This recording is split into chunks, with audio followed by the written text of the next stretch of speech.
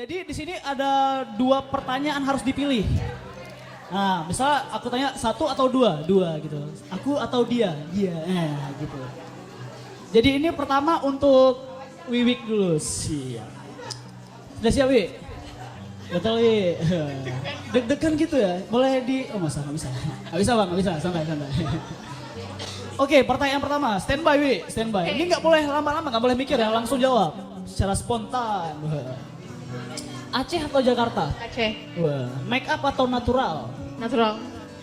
Menjadi model atau jadi duta ekonomi? Duta ekonomi. Waduh.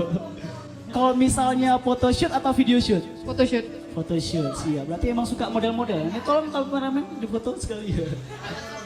Iya. Oke, kemudian kalau misalnya ditanya pacar atau karir? Pacar.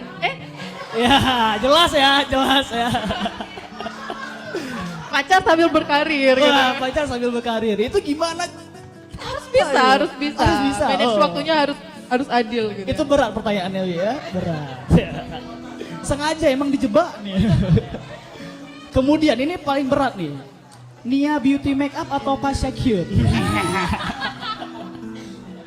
Ayo. Bisa pilih dua-dua gitu ya. Gak bisa, harus pilih satu. Karena kerjaan sama Nia beauty makeup. Bang, kalau enggak hilang pekerjaan bang.